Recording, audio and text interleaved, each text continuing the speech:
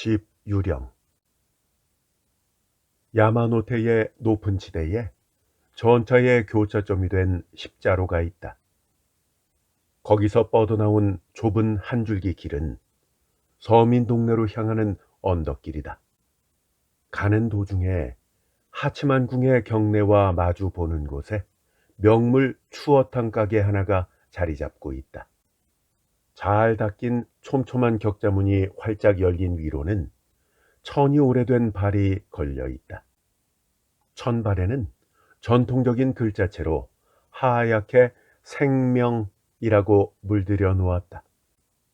미꾸라지, 자라, 보거, 여름에는 연한 고래고기.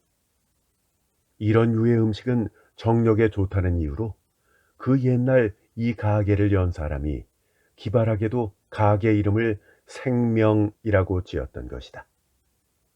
그 당시에는 눈에 띄었겠지만 십수년을 지나면서 극히 평범한 상호명이 돼서 더 이상 아무런 흥미를 끌지 못했다. 단지 이 가게만의 특별한 요리법과 가격이 싸다는 이유로 늘 손님이 끊이지 않았다. 생명이라는 단어를 어떤 불안에 대한 매력, 허무에서 나오는 모험과 여명에 대한 집요한 추구, 이런 것들과 연결지어 생각하는 낭만적인 시대가 있었다. 이 가게의 색바랜 천발의 글씨는 몇십 년이 흐르는 사이 그을린 검댕이 글씨로 변해갔다. 그래도 그 이름이 근처의 청년들에게는 뭔가 즉흥적이라고 할지라도 하나의 매력으로 작용했다. 그들은 가게 앞에 서서 천발의 글씨를 바라보며 청년답게 산뜻하게 말했다. 지쳤다. 생명이나 한번 먹어볼까? 그 말이 끝나자 일행은 조금 호방한 말투로 반대로 먹히지나 말게 하고는 서로 어깨를 치고받으며 가게 안으로 시끌벅적하게 들어갔다. 방으로 되어 있는 손님석은 하나로 넓게 만들어졌다. 차가운 등나무 다다미 위에 네 모형 상자를 배치해서 이것을 식탁으로 썼다. 손님은 그 방으로 들어가 앉기도 하고 홀 안 좌석의 식탁에서 술을 마시기도 했다. 손님에게 파는 것은 즉석 냄비류와 탕 종류가 많았다.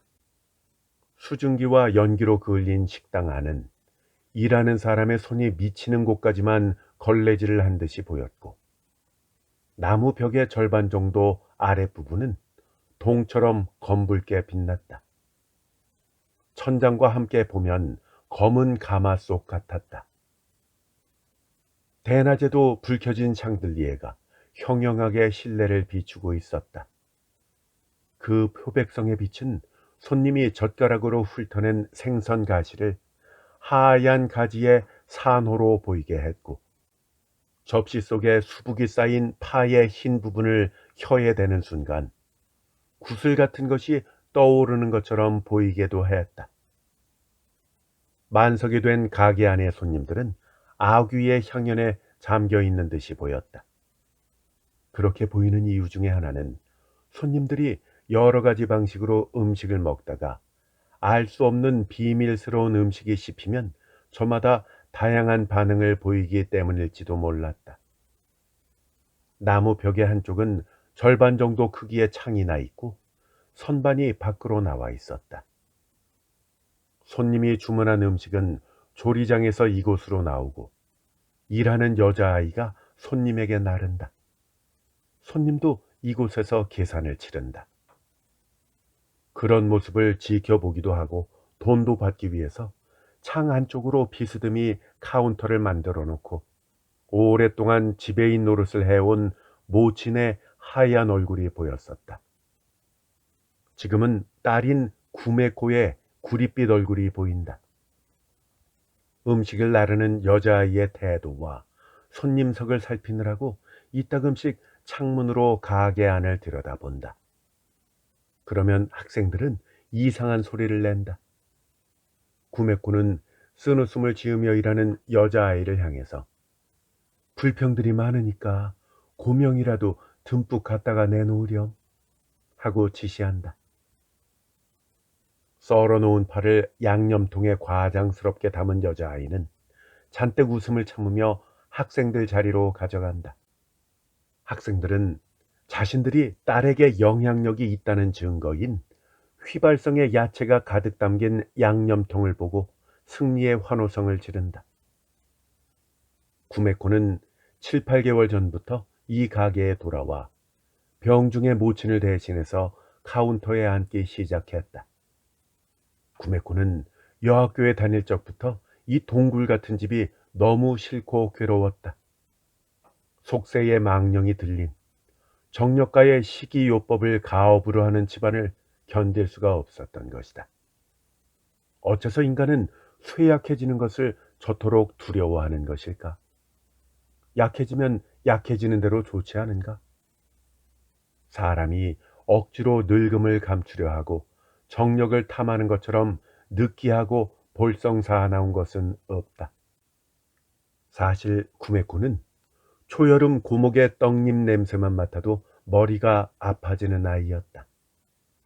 고목의 어린 잎보다도 잎사귀 넘어 하늘에 펼쳐진 저녁 달을 사랑했다. 그런 것들은 그녀 자신이 오히려 젊음의 폼 안에 있었기 때문인지도 모른다. 가게 대대로 내려온 관습은 남자는 물건을 들이고 조리장을 관리하고 며느리 혹은 딸이 카운터를 맡게 돼 있었다. 그리고 자신은 외동딸인 이상 언젠가는 평범한 남자를 들여서 일생을 이 아귀 굴을 지키는 파수꾼이 되지 않으면 안 되었다. 이런 집안의 상황에 대해서 누누이 이야기를 해온 모친은 가게 일 때문에 점차 무덤덤한 모습으로 퇴색되어 갔다. 나이 많은 여자의 가면과 같은 창백함과 잿빛 음영만 남은 얼굴. 결국 자신도 그렇게 될 것이라고 생각하니 구메코는 몸서리가 쳐졌다.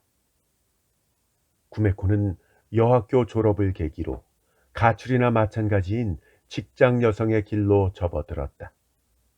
하지만 그녀는 3년간 무엇을 했는지, 어떤 생활을 했는지 일체 말하지 않았다.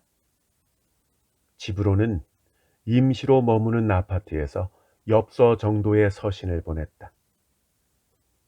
구메코에게 떠오르는 추억이란 3년간 나비처럼 화려하게 직장에서 날아다니고 남자 동료들과 개미의 인사처럼 촉각으로 접촉했던 것, 단지 그것뿐이었다. 꿈에도 그려온 바깥 세계였지만 세월이 흘러도 영원히 반복될 것만 같은 직장 생활의 일상에 완전히 질리고 말았다. 모친이 오랫동안 병상을 지키자 친척들이 그녀를 불러들였다. 누구의 눈에도 좀 잘한 것 외에는 별로 달라진 것이 없어 보였다.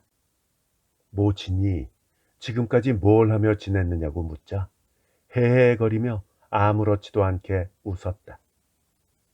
대답하는 그녀의 모습에서 앞으로 거슬리려는 의도가 전혀 없다는 잔잔한 낌새가 엿보였다.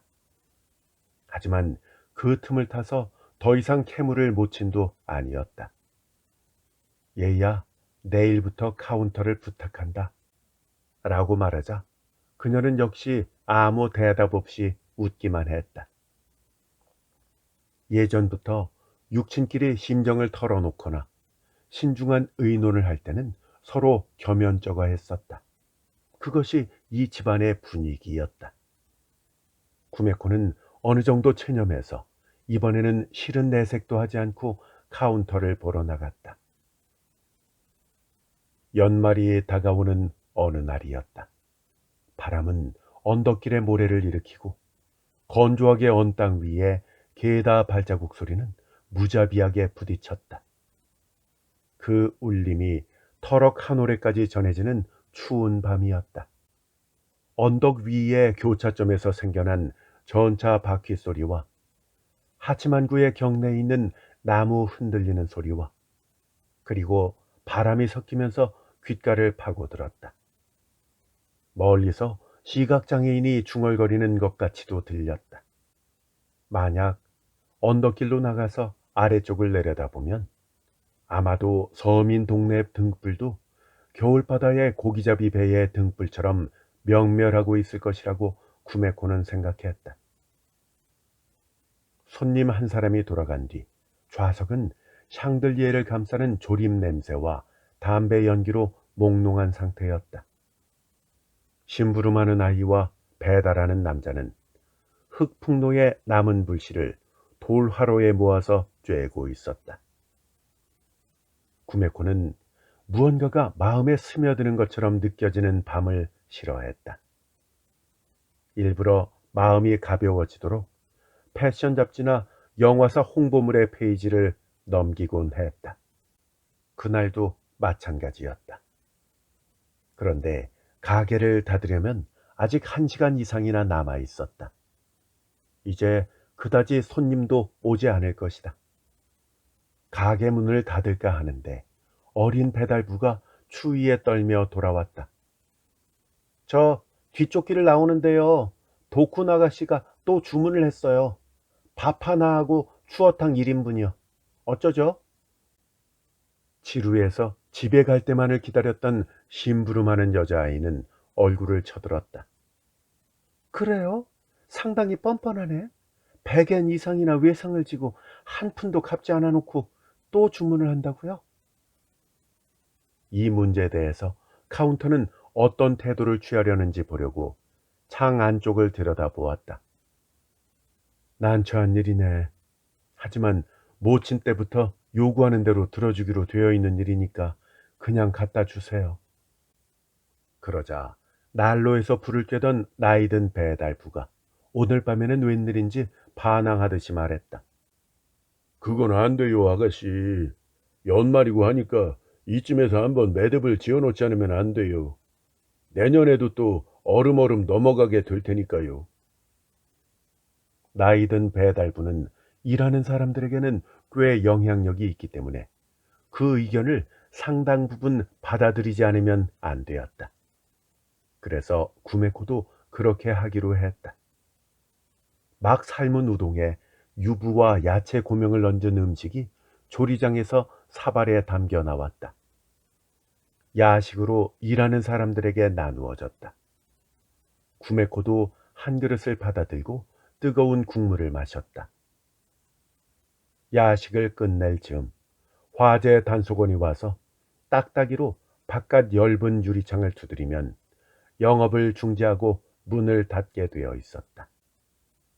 그런 참에 조리 신발 소리가 착착 가깝게 들려오더니 바깥 문이 조용히 열렸다. 수염을 기른 도쿠나가 노인의 얼굴이 보였다. 잘 지내셨어요? 아이고, 굉장히 춥네. 하지만 가게 종업원들은 모르는 척했다. 노인은 잠시 동안 분위기를 엿보다가 걱정스러운 듯이 교활한 작은 목소리로 고개를 숙여가며 물었다. 저 주문한 밥도 그렇고 추어탕이 아직 오질 않아서요. 주문을 받아온 배달부는 조금 험악한 얼굴로 안 됐습니다만 문 닫을 시간이 돼서요. 라고 말하고 있는데 나이든 배달부가 횡 노려보더니 턱으로 지시를 했다. 솔직하게 말씀드려.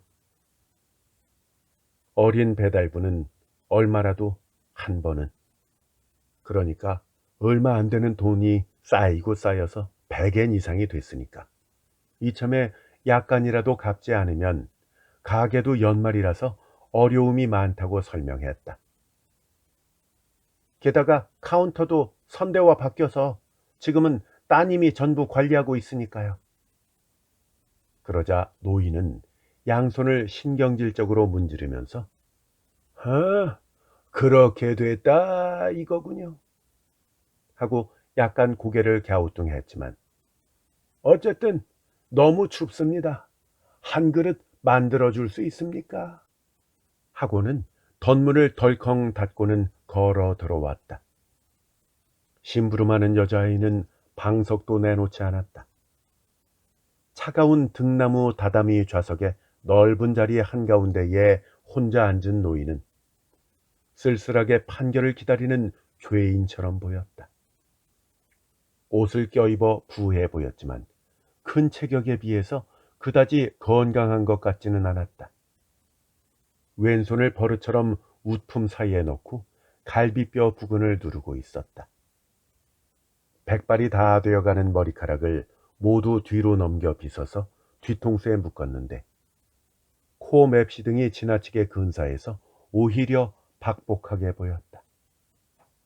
그런 유학자풍의 얼굴에 비해 다 다른 허리띠에 앞치마를 두른 기모노의 옷자락 사이로 물 빠진 옥색 바지가 보였다.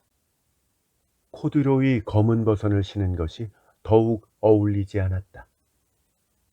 노인은 주인 아가씨가 있는 창가와 종업원들을 향해 처음에는 열심히 요즘의 불황, 자신의 일인 금속 공예가 수요가 없다는 것 등을 형식적으로 말하더니 음식값을 지불하지 못하는 변명을 핏대를 올리며 하기 시작했다. 하지만 그 변명을 강조하기 위해서 자신이 하는 일의 희귀성에 대해서 말할 때 노인은 급작스레 거만한 열기를 띠었다. 노인이 이날 밤뿐이 아니라 가끔 자랑인 것 같기도 하고 개탄이라고도 할 수 없는 혼자만의 기분으로 자기 일에 관해 이야기하는 폼은 이러했다. 내가 하는 금속 공예는 다른 공예와는 달리 편절 조각이라는 건데 말이야. 그럼 금속 공예라는 것이 뭐냐? 그건 말이야. 금으로 금을 쪼는 기술로 아주 대단한 예술이야. 정신이라는 것이 필요해서 매일 추어탕이라도 먹지 않으면 계속해서 일을 할 수가 없거든. 말을 하는 목적보다는 말하는 그 자체에 열중해서 노인은 어떤 상황에서도 자기 만족에 빠지는 버릇이 있었다. 편절 조각에 대해서 설명하는 것을 듣고 있으면 마치 자신이 옛날의 역사적인 예술가라도 되는 듯이 말을 꺼냈다. 노인은 빈손에 끌을 들고 오른손에는 망치를 잡고 있는 듯한 자세를 취했다. 자세를 고정하고 코로 깊이 숨을 들이켠 뒤 하복부에 힘을 불어넣었다. 그것은 단지 방법을 보여주려는 것에 지나지 않았다.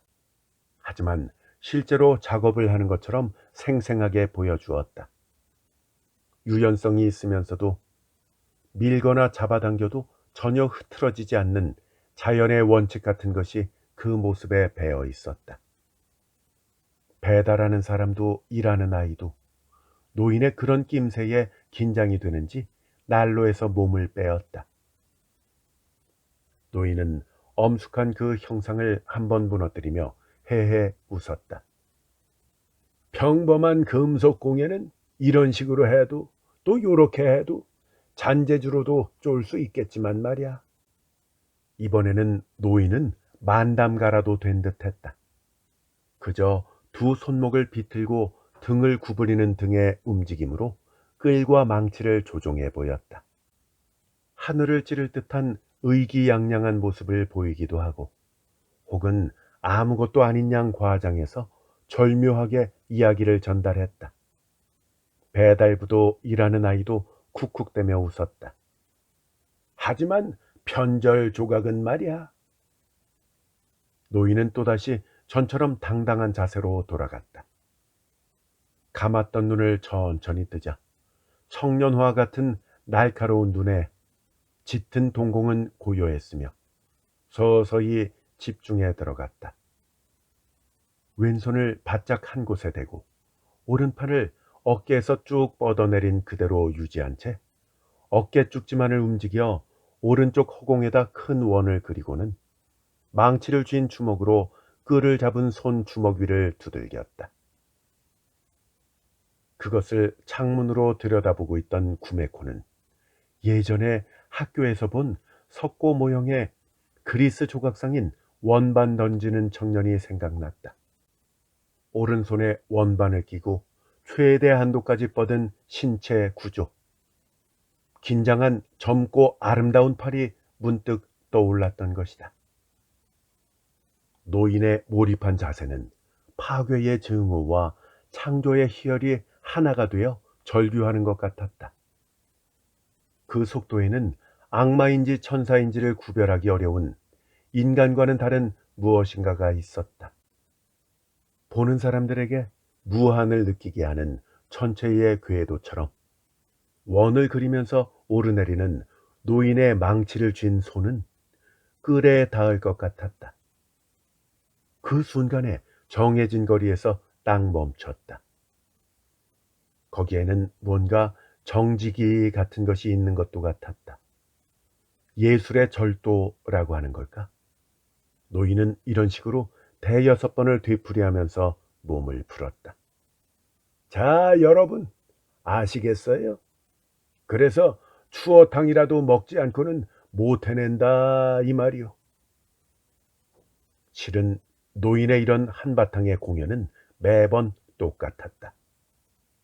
이런 일이 벌어지면 가게 안에 있다는 것도, 도쿄의 야마노테에 있다는 것도 잠시 잊고서 사람들은 즐거운 위기와 분방한 감성에 마음을 빼앗겼다. 새삼스럽게 노인의 얼굴을 보았다. 그런데 노인의 진지한 이야기가 결국 추어탕으로 일단락되자 모두 와하고 웃었다. 그리고 이 끌 촉의 사용법에는 음과 양이 있어서 말이야.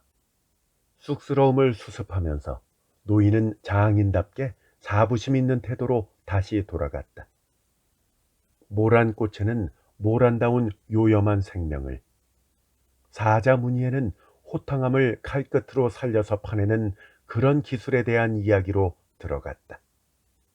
그리고 그 기회에 의해서 산 생명을 견고한 판금 위에서 재현하는 과정이 얼마나 매력이 있는 일인지를 노인은 손발짓을 더해가며 달콤한 것을 할랜 듯한 몽롱한 눈빛으로 말했다.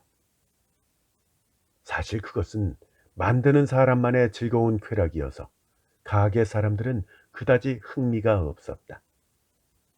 가게 사람들은 이쯤에서 접어야 할 때라고 결론을 지었다.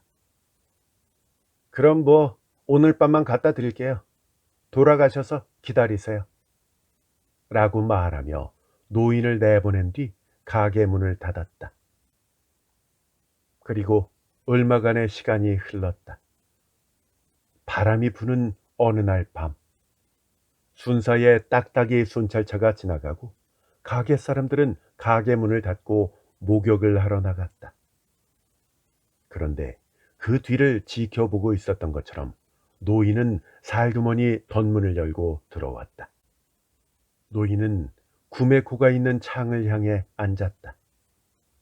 넓은 가게 안에서 창 하나를 사이에 두고 마주보고 앉은 노인에게도 잠시 무료하고 깊은 밤이 흘렀다.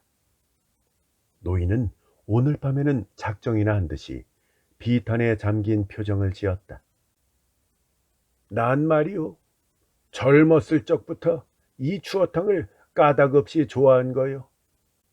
이렇게 혼에서 우러나오는 힘으로 하는 일에는 아침 저녁으로 보양식을 섭취해 주지 않으면 안 된다고. 그런데 사업이 영락해서 이 뒷골목집에 살게 되었지. 20여 년 동안 호라비 생활에 어떤 쓸쓸함이 오거나 괴로움이 오거나 할 때는 버들잎에 꼬리와 지느러미가 붙은 것 같은 이 작은 물고기에 대해서는 이 묘하게도 음식 이상의 친밀감이 더해져 갔어. 노인은 마치 들어달라고 조르듯이 전후 사정 없이 여러 가지 일들을 말하기 시작했다.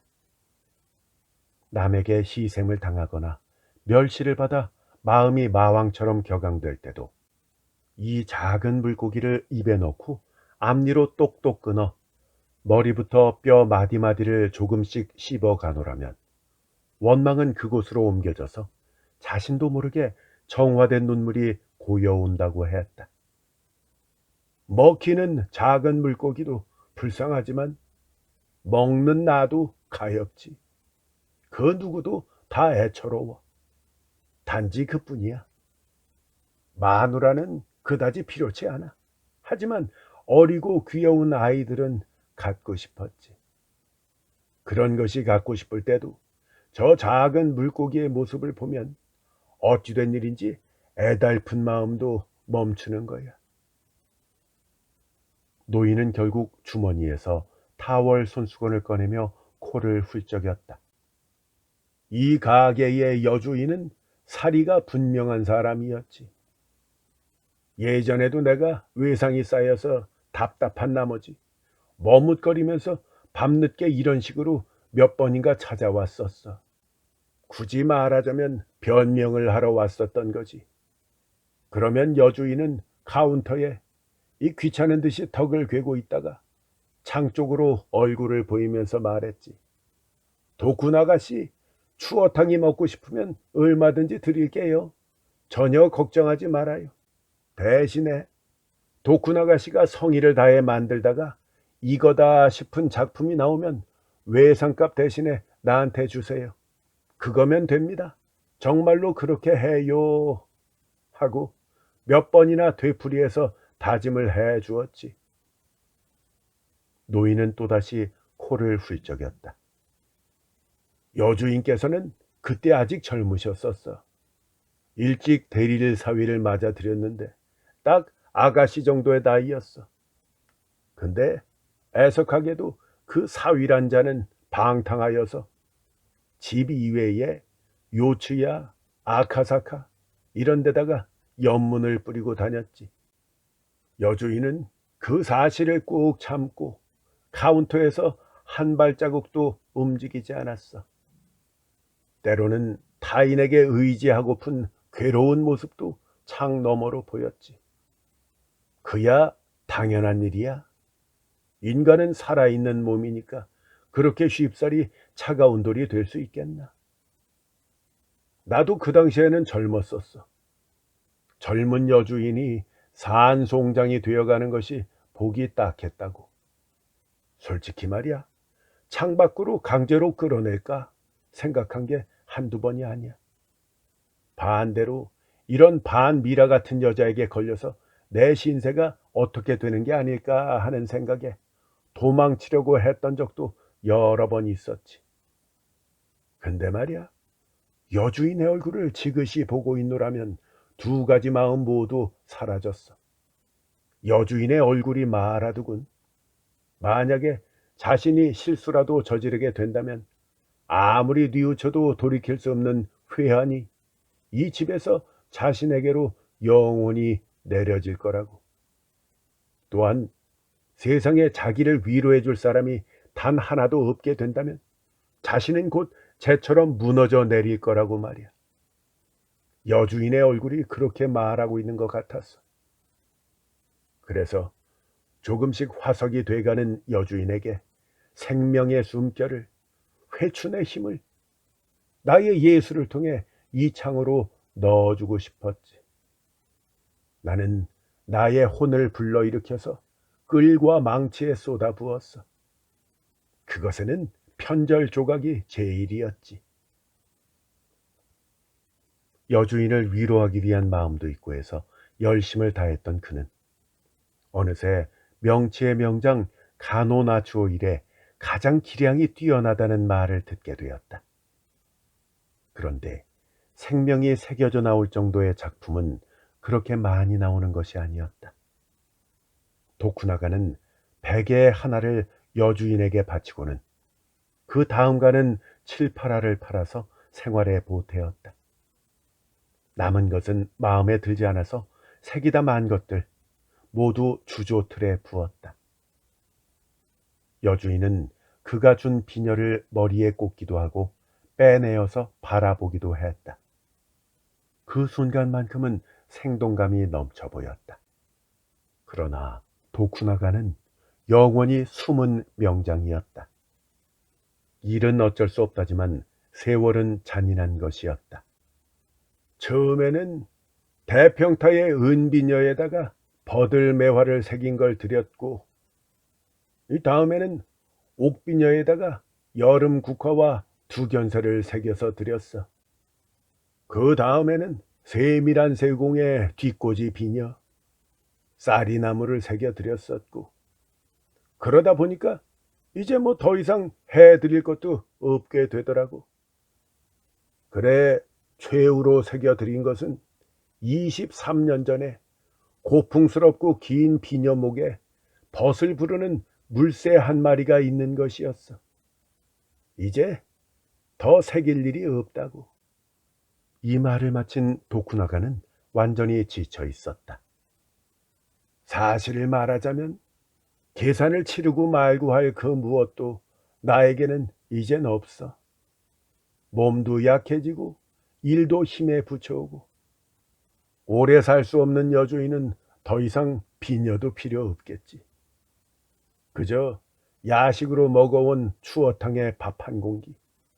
이것을 먹지 않으면 겨울 한철의 밤을 견뎌내지 못해. 아침이 되면 몸이 얼어서 마비가 될 거야. 우리들 금속 공예가는 한순간에 모든 것을 거는 인간들이야. 내일 일은 생각하지를 않아. 저 아가씨가 여주인의 딸이니까 저 작은 물고기 대여섯 마리만 좀 베풀어 주시게나. 이대로 죽는다 해도 오늘처럼 서리가 내리는 밤은 싫어요. 오늘 밤만은 이 작은 물고기의 생명을 똑똑 씹어서 내 뼛속에 집어넣고 더 오래 살고 싶어. 도쿠나가는 회교도가 해질 때 절하듯이 얼굴을 허공으로 향한 채 신사에 있는 사자 석상처럼 웅크리고 앉아서 애절하게 호소하는 목소리로 주문처럼 외쳤다. 구메코는 자신도 모르게 카운터에서 일어섰다.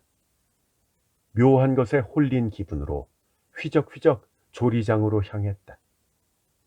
요리할 사람들은 다 퇴근하고 아무도 없었다. 수조로 떨어지는 물방울 소리가 들려왔다. 구메코는 손에 잡히는 어느 전구의 손잡이를 켰고 그 밑을 살펴보았다. 큰 수조에 덮개가 씌워져 있었다. 열어보니까 내일 쓸 요리 재료인 미꾸라지가 술에 절여져 있었다. 아직 미끌미끌한 액체 표면에 머리를 쳐들고 있는 놈도 있었다. 평소에는 쳐다보기도 싫은 이 작은 물고기가 오늘은 친근하고 낯익어 보였다. 구메코는 하얀 팔을 걷어붙이고 한 마리 두 마리 세어가면서 냄비로 옮겼다. 움켜쥔 손가락 사이로 그 작은 물고기가 놀랍게도 꿈틀거렸다. 그 파장이 마음에 전해지는 찰나 알 수 없는 희미한 속삭임이 있었다. 생명의 교감.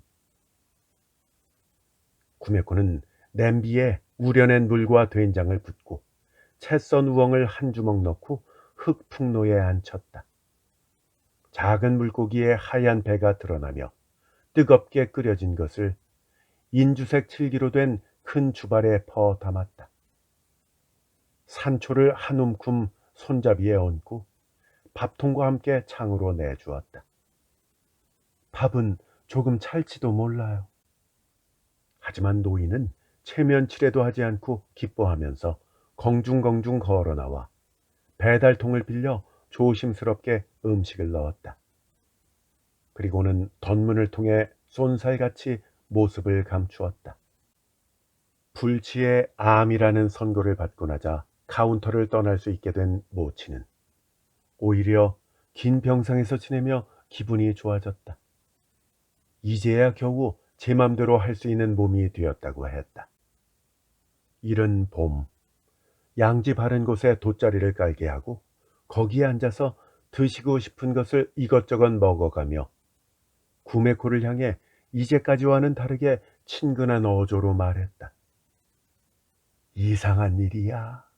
이 집안 여주인이 되는 사람은 대대로 남편이 방탕자거든. 내 어머니도 그리고 할머니도 말이야. 부끄러울 것도 없지 뭐. 하지만 그것을 꾹 참고 견디며 카운터를 떠나지 않으면 어떻게든 가게를 지탱해 나갈 수 있는 것도 묘한 일이야. 무슨 말이냐고? 그럴 때면 누군가가 생명을 담아서 위로를 해주러 나타난다. 이거야. 엄마한테도 그런 일이 있었고 할머니에게도 마찬가지였어. 그러니까 너한테 말해 두겠다. 만약에 그런 일이 너한테 일어나더라도 결코 낙담하지 말거라. 알겠니? 누군가가 생명을 담아서 위로해 주러 나타날 거야. 모치는 돌아가시기 직전에 얼굴이 지저분하다면서 하얀 분을 10개 바르고 장롱 속에서 가야금 줄 받침대를 넣어두는 상자를 가져오라고 했다. 이것이 내가 받은 유일한 진심이란다. 모치는 이렇게 말을 하며 상자를 뺨에 대고 마치 그리운 듯이 두세 번 흔들었다. 그 안에서는 도쿠나가가 혼을 넣어서 새겼다는 수많은 금은 비녀의 소리가 났다. 그 소리를 듣고 모치는 웃음 섞인 소리를 냈다. 그것은 무구에 가까운 어린아이의 목소리였다.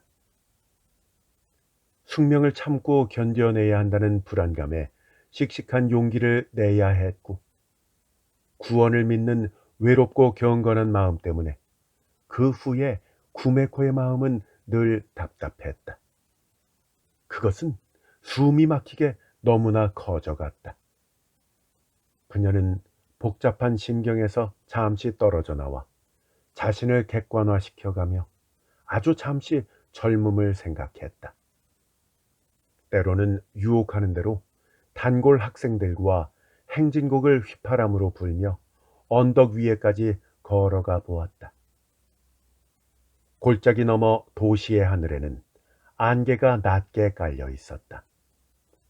구메코는 그곳에서 학생이 준 드로프스를 입에 물었다. 만약에 이 학생들 중에 자신과 관계되는 사람이 나온다면 누가 자신을 번뇌케 하는 방탕한 남편이 되고 누가 일심을 다하는 구원자가 될 건지 심심풀이로 추측을 하면서 조금 흥분을 느꼈다. 그러다가 잠시 후 가게가 바빠서 이만 하고는 긴 소매로 가슴을 감싸며 혼자서 가게로 돌아왔다. 창가 가운데에 앉았다. 도쿠나가 노이는 점점 더 마르고 퀭해져 갔다. 여전히 매일 밤 추어탕을 달라고 왔다.